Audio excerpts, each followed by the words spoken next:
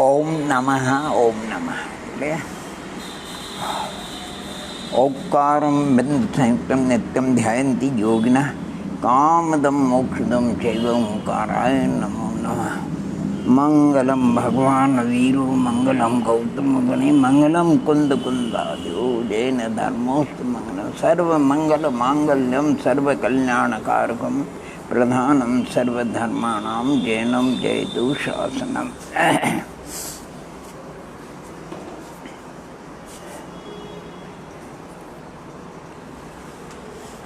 वैत्रोग सारजी ग्रंथराज है। आचार्य भगवान नेमी चंद्र सिद्धांत चक्रवर्ती देव के द्वारा रचित, उसमें प्रारंभ में संख्यामान उपमामान और 14 धाराओं का वर्णन है। 12वें नंबर की विरूप वर्ग धारा का कुछ चिंतन किया था। आज 13वें नंबर की विरूप घन धारा का चिंतन करते हैं। विरूप घन धारा में कौन कौन से स्थान आते हैं उसका हम जरा चिंतन और मनन करेंगे। विरूप घन धारा, विरूप वर्ग धारा में जो राशि वर्ग रूप है उन राशि की घन राशि की जो धारा सो विरूप घन धारा कहलाती। इसका प्रथम स्थान बताएंगे आपको। जैसे 2 का वर्ग 4 होता है और 2 का हम घन करेंगे तो 8 होगा। 8 का फिर हम वर्ग, फिर आगे वर्ग ही वर्ग करते जाएंगे। प्रथम सिर पर घन करके वर्ग, फिर 8 का हम घन माने करेंगे, वर्ग करेंगे तो 64 हो जाएगा। 64 का वर्ग करेंगे तो फिर 4096 हो जाएगा इस वर्ग का। तो विरूप घन धारा। इसी प्रकार पूर्व राशि का वर्ग करते करते उत्तर स्थान प्राप्त होता है। संख्यात स्थान जाने पर घन परिता संख्या जाने पर घन परिता संख्यात का घन होता है। यानी जगन्य घन नहीं हो, माने जगन्य परिता संख्यात का घन होता है। और उससे भी संख्या स्थान जाने पर आंवली का घन होता है। आंवली को 3 बार गुना, आंवली गुणित आंवली गुणित आंवली गुणित। आंवली के वर्ग का घन प्रतरावली का घन होता है। और उसके असंख्यात स्थान जाने पर पल्ले की वर्ग शलाका का घन होता है। और उसके भी असंख्यात स्थान जाने पर पल्ले की अर्धत छेद राशि का घन होता है। और उससे असंख्यात स्थान जाने पर पल्ले का प्रथम वर्गमूल का घन होता है। और उसका एक बार वर्ग करने पर पल्ले का घन आता है। और उससे असंख्यात स्थान जाने पर घनांगुल आता है। उपमा मान में जो पल्ले सागर सुचंगुल प्रथांगुल घनांगुल, ये घनांगुल आता है। उससे असंख्यात स्थान जाने पर जगत श्रेणी होती है। उसका एक बार वर्ग करने से जगत प्रतर होता है। उपमान में इसको बताया। और उसके अनंत स्थान जाने पर असंख्या नहीं, अब अनंत स्थान जाने पर जीव राशि की वर्ग शलाका राशि का घन होता है। और उसके अनंत स्थान जाने पर जीव राशि के अर्धत छेद राशि का घन होता है। और उसके अनंत स्थान जाने पर जीव राशि का प्रथम वर्गमूल का घन होता है। और उसका एक बार वर्ग करने से जीव राशि का घन होता है। जीव राशि के घन से अनंत स्थान जाने पर सर्वाकाश का प्रथम वर्गमूल होता है। सब बीच में पुद्गल राशि है, समय राशि है, इन सबको गौण करके आकाश को पहुँच गए। सर्वाकाश का प्रथम मूल होता। प्रथम वर्गमूल के एक स्थान जाने आगे जाने पर सर्व आकाश प्रमाण का घन रूप होता है, आता है। उसके अनंत वर्ग स्थान जाने पर केवल ज्ञान के द्वितीय वर्गमूल का घन होता है। वह जैसे पणठी उसका प्रथम वर्गमूल 256 है, द्वितीय वर्गमूल 16 है। उनको परस्पर गुणा करने से 4096 होते, ये अंग सदृश का सामान्य। द्वितीय वर्गमूल 16, उसका घन भी 4096 होता है। जगन्य संख्याता संख्यात पर्यंत तो संख्यात वर्ग स्थान जाना पड़ता है, और जगन्य अनंतानंत राशि पर्यंत हमको असंख्यात वर्ग स्थान करने पड़ेंगे, और उत्कृष्ट अनंतानंत केवल ज्ञान पर्यंत जाने पर हमें अनंत वर्ग स्थान जाने पर केवल ज्ञान आएगा। द्विरूप घना घन धारा, ये हमने संक्षेप में द्विरूप घन धारा का उल्लेख किया। अब जो द्विरूप घना घन धारा है, जरा उसका भी चिंतन मनन करते हैं। द्विरूप वर्ग धारा में जो राशि वर्ग रूप है, उसका घनाघन इस द्विरूप घनाघन यानी घनाघन धारा में होता है। घन का भी घन, उसको घनाघन कहते हैं। वह इसका प्रथम स्थान यानी जैसे 2 का घन 8 होता है, 8 का घन 512, फिर 512 का वर्ग करते जाइए, वर्ग करते जाइए, वर्ग का वर्ग, वर्ग का वर्ग, इस प्रकार 512 है, उसका वर्ग करेंगे तो कितना आएगा, अर्थात 2,62,144। तो इसका ये प्रथम स्थान आता है। फिर उसका 4 का जैसे घनाघन उतना होता है, ऐसा ही पूर्व के स्थान का वर्ग करने से उत्तर स्थान प्राप्त होते हैं। संक्षेप से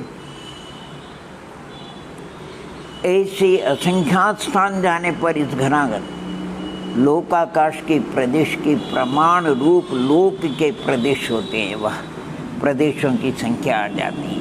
और असंख्यात स्थान जाने पर तेजस कायिक यानी अग्निकायिक जीव राशि का गुणकार शलाका यानी विरलन देव विधान से जो होता है उसको गुणकार शलाका राशि होती है।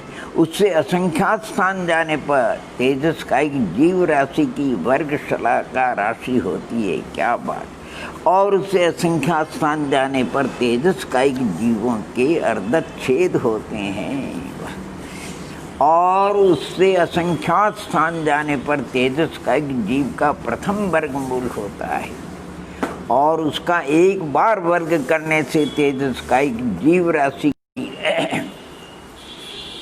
उससे असंख्यात स्थान जाने पर उसका अर्धच्छेद होता है, और उससे उसके असंख्यात स्थान जाने पर उसका प्रथम मूल होता है, वर्गमूल होता, और उसका एक वर्ग स्थान जाने पर तेजस का स्थिति का प्रमाण होता है वह।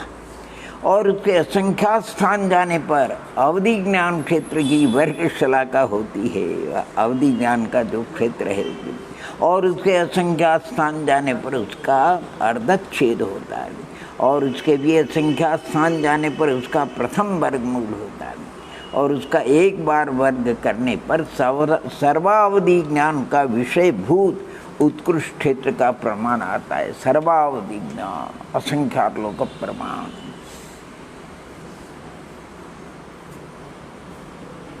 और उससे भी असंख्यात वर्ग स्थान जाने पर ज्ञानावरणादि कर्म की स्थिति बंध को कारणभूत जो कषाय अध्यवसाय स्थान है, उन अध्यवसाय स्थानों के वर्ग शलाका का स्थान होता है, और उससे असंख्यात स्थान जाने पर उसके अर्धच्छेद होते, और उसका भी असंख्यात स्थान जाने पर उसका प्रथम वर्गमूल आता है, और उसका एक बार वर्ग करने पर ज्ञानावरणादि कर्म के स्थिति बंध के कारणभूत कषाय के अध्यवसाय स्थान होते हैं। आहा, जिनसे स्थिति बढ़ती है। और उससे असंख्यात स्थान जाने पर अनुभाग बंधाध्यवसाय स्थान की वर्ग शलाका होती है, और उसे असंख्यात स्थान जाने पर उसके अर्धच्छेद होते, और उसके असंख्यात स्थान जाने पर उसका प्रथम वर्गमूल आता है, और उसके एक वर्ग स्थान जाने पर ज्ञानावरणादि कर्म तीव्र शक्ति लिए जो अनुभाग बंधाध्यवसाय स्थान है उनका प्रमाण आता है। उसके असंख्यात वर्ग स्थान जाने पर निगूढ़ शरीर की संख्या की वर्ग शलाका आती है, उसमें निगोद जीव रहते हैं मकान के समान, और उसके असंख्यात स्थान जाने पर उसके अर्धत छेद आते, और उसके असंख्यात स्थान जाने पर प्रथम वर्गमूल होता है, और उसके एक बार वर्ग करने पर निगोद जीवों के सर्व शरीरों उनका उत्कृष्ट प्रमाण आता है, और उसके असंख्यात वर्ग स्थान जाने पर निगोद का स्थिति की वर्ग शलाका आती है, और उसके असंख्यात वर्ग स्थान जाने पर अर्धच्छेद आते हैं, और उसके असंख्यात स्थान जाने पर प्रथम वर्गमूल होता है, और उसका एक बार वर्ग करने पर निगोद का स्थिति होती है, जिसमें निगोदिया रहते हैं। क्या गजब का वर्ग है। उसके असंख्यात लोक प्रमाण स्थान जाने पर सर्वोत्कृष्ट योग के अविभाग छेदों की वर्ग शलाका होती है, और उसके असंख्यात वर्ग स्थान जाने पर अर्धक छेद होते हैं, और उसके असंख्यात लोक प्रमाण स्थान जाने पर उसका प्रथम वर्गमूल होता है, और एक वर्ग स्थान जाने पर उसका सर्वोत्कृष्ट योग स्थान के अविभाग प्रतिच्छेद होते हैं। योग स्थान के क्या गजब का वर्णन। और उसके अनंत वर्ग स्थान जाने पर केवल ज्ञान की चतुर्थ वर्गमूल की घन को इसी चौथे वर्गमूल की घन के वर्ग से गुणा करने पर इस धारा का अंतिम स्थान प्राप्त होता है, और आगे तो केवल ज्ञान के ऊपर निकल जाते हैं। जैसे केवल ज्ञान पन्नट्ठी कल्पना करो 65,536, उसका चौथा वर्गमूल 2, उसका घन 8, इसको इस घन का वर्ग करेंगे तो 64, अर्थात 8 और 64 का गुणा करेंगे तो 512 होता है। ये उसका अंतिम स्थान है। इस प्रकार संक्षेप से आप सभी भव्यात्मा त्रिलोक सार ग्रंथ के अनुसार बहुत ही अच्छा उसमें विशुद्धमती माता जी ने और भी स्पष्टीकरण किया, चार्ट बने हुए, आकार भी दिए हुए। आप उसका जरूर अध्ययन मनन चिंतन करेंगे। ये धाराएं समझना भी बहुत उपयोगी है। इन धाराओं के द्वारा अपने को पता, अपन तो पढ़ते हैं स्थिति बंधाद्य विषय स्थान, अनुभव बंधाद्य विषय स्थान, योगों के अविभाव प्रतिच्छेद, अग्निकाय जीवों का अपन, लेकिन कितना है अपन संख्या पूर्वना पढ़ते नहीं। अग्निकाय लोक का 3 बार शलाका त्रय निष्ठापन करने पर जो राशि आती है वो तेजस कायिक जीव यानी अग्निकायिक जीवों की संख्या का प्रमाण आता है, और अग्निकायिक जीवों से तो अर्थात जल कायिक जीव ज़्यादा है, पृथ्वी कायिक ज़्यादा है, पृथ्वी कायिक से जल कायिक ज़्यादा है, और जल कायिक से वायु कायिक ज़्यादा है। और जो नित्य निगोदिया है वो तो मध्यम अनंत प्रमाण है। काल की अपेक्षा इतर निगोद के जीव भी अनंत है, और सप्रतिष्ठित अप्रतिष्ठित प्रत्येक वनस्पति वो भी असंख्यात लोक प्रमाण है, लेकिन अग्निकाय के जीवों की राशि से वो कम है। और फिर 2 इंद्री 3 इंद्री 4 इंद्री आई है तो असंख्यात जगत श्रेणी प्रमाण है। उपमान में जो अपन पढ़ते हैं 7 राज्य की एक जगत श्रेणी होती है, उसमें आकाश प्रदेशों की पंक्ति, जितने प्रदेश होते हैं आकाश के उनकी संख्या का नाम है जगत श्रेणी। और उसका वर्ग करें तो जगत प्रतर होता है, उसका घन करेंगे तो लोक हो जाता है। लोक की जो असंख्यात यानी इतने धर्मास्तिकाय अधर्मास्तिकाय लोकव्यापी है, प्रत्येक जीव के भी इतने प्रदेश है। जब केवली समुद्घात होते हैं लोक पूर्ण में, उस समय जीव भी पूरे लोक में व्याप्त हो जाता है। तो हमें इन धाराओं के द्वारा इन सब सिद्धांतों को अच्छी तरह से समझेंगे, बड़ा आनंद आएगा, प्रसन्नता होगी। ये सब है केवली गम्य, अपने ज्ञान गम्य नहीं है। भगवान जो वस्तु स्वरूप था वो उनके केवल ज्ञान में आया, और जो केवल ज्ञान में आया वो दिव्य ध्वनि में आया, जो दिव्य ध्वनि में आया वो गंधर्व देवों ने अपने ज्ञान में धारण किया, शाप समीप ज्ञान में। और जो उत्तरोत्तर आचार्य मुनीश्वर भगवंतों को उन्होंने उसका प्रदान किया। और काल में पंचम काल में सब जैसे जैसे शाप समीप ज्ञान रास होता गया, तो फिर ग्रंथराज माने उसकी लिपिबद्ध उनको रचना की गई है। और जो भी जितना लिपिबद्ध हुआ है वो भी महान है, महान है। और उनका भी उसका भी हम तो क्या कहना चाहिए, अपनी तो बुद्धि इतनी कमजोर है, वो सिंधु के समान है और अपनी बुद्धि बिंदु के समान है।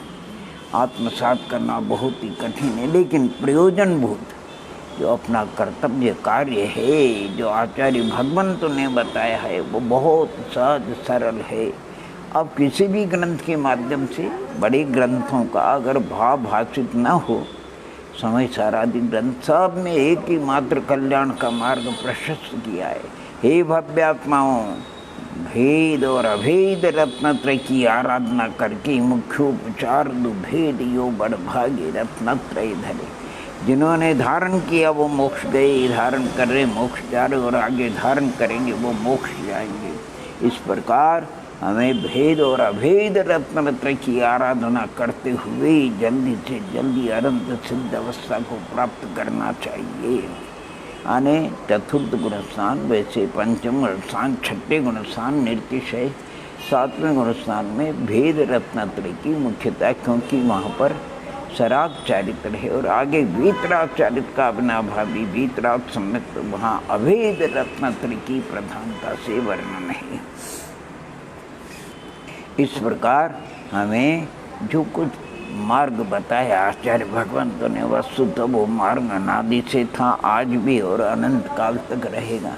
और जिन जिन भव्यात्माओं ने जिनवाणी के अनुसार, प्रभु के उपदेश के अनुसार, गणधर देवों के उपदेश के अनुसार इस प्रकार उन्होंने आराधना करी रत्नत्रय की, वो सभी निर्वाण को प्राप्त हो गए। अभी भी आराधना करें वो निर्वाण को प्राप्त हो रहे महावीर आदि क्षेत्र में।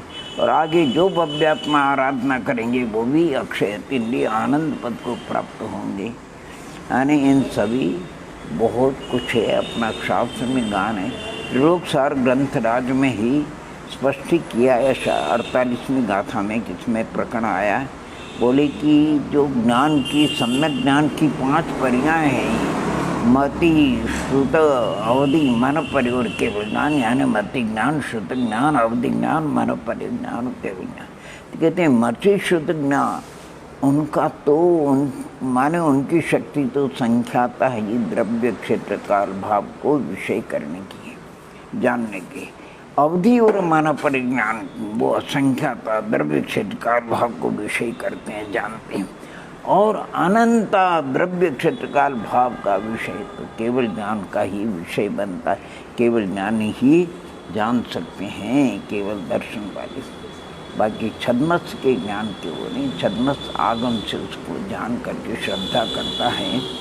तो हमने संक्षेप में इन धाराओं का, और कुछ नहीं है, यानी जो सर्वधारा है जिसमें एक से लिए केवल ज्ञान तक जितने स्थान आ जाते वो सर्वधारा में, और जो सम आते हैं वो समधारा में कहलाते हैं। अपन मान लो केवल ज्ञान का प्रमाण 100 मान करके चले तो 1 से लेकर 100 तक जितने सर्वधारा में सब अंक आ गए, लेकिन समधारा में सिर्फ 2, 4, 6, 8, 10 ऐसे सम अंक आएंगे, वो भी 50 हो जाएं। और बाकी बचे जो अंक है वो विषम धारा के हैं, और सम और विषम धारा दोनों को मिलाओगे तो सर्वधारा बन जाएगी। इसी प्रकार कृति धारा, यानी कृति यानी वर्ग स्थान, संस्कृत में कृति को वर्ग, 1 का वर्ग तो 1 ही होता है, लेकिन 2 का वर्ग 4 और 3 का वर्ग कितना होता है? 9, 4 का वर्ग 16, 5 का 25, 6 का 36, 7 का 49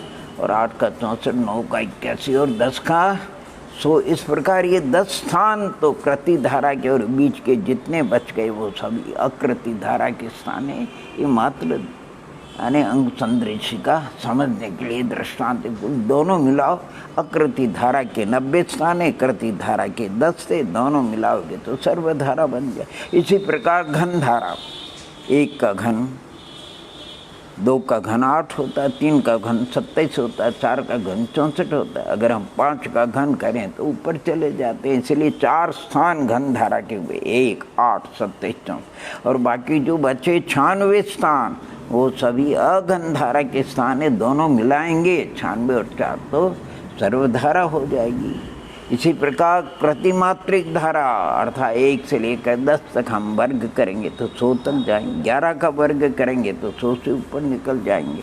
यानी दृष्टांत में। इसलिए 1 से 10 तक स्थान जो है वो कृत्रिम मात्रिक धारा के स्थान, और 11 से लेकर के 100 तक के स्थान है वो अकृत्रिम मात्रिक धारा के स्थान। दोनों मिलाएंगे तो सर्वधारा हो जाएगी। इसी प्रकार घन मात्रिक धारा 1, 2, 3, 4 तक का घन करेंगे, लेकिन 5 का घन करेंगे तो 100 से ऊपर चले जाएं। इसलिए 1, 2, 3, 4 एक घन मात्रिक धारा के स्थान है, और 5 से लेकर 100 तक जितने हैं वो अघन मात्रिक धारा के स्थान है। दोनों मिलाएंगे सर्वधारा हो जाएगी। और फिर इसके बाद विरूप धारा का परिचय आपको कराया। विरूप घन धारा और विरूप घनाघन। विरूप वर्ग धारा का मतलब 2 का वर्ग करते जाए जब तक केवल ज्ञान क्या है विभाग प्रतिच्छेद नहीं आए। और विरूप घन धारा कर 2 का पहले घन कर लीजिए 8, फिर उसका वर्ग करते जाए, फिर घन नहीं करना। 8 का वर्ग 64 का वर्ग, इस प्रकार। इसी प्रकार विरूप घना घन धारा विरूप 2 का घन करिए और फिर उसका घन करिए। 2 का घन 8 होता है, 8 का घन होता है 512, फिर उसका वर्ग करते जाइए। और उसमें कौन कौन से स्थान आते हैं सब ये आप जिनवानी के अनुसार आत्मसात करेंगे। और इसको जान करके सिर्फ अपने को तय करना है ये सब कषाद्य विषय स्थान है। अनुभाग स्थिति बंधाद्य विषय स्थान, अनुभाग बंधाद्य विषय स्थान, ये सब जितने भी ये सब आत्मा की विभाग, आत्मा के स्वभाव नहीं है। सिद्ध अवस्था में कोई स्थान नहीं है। इसलिए हमें तो सिद्ध अवस्था की प्राप्ति करनी है। सिद्ध भगवान का कभी अपन चिंतन करेंगे, बताएंगे आपको सिद्ध भगवान का चिंतन।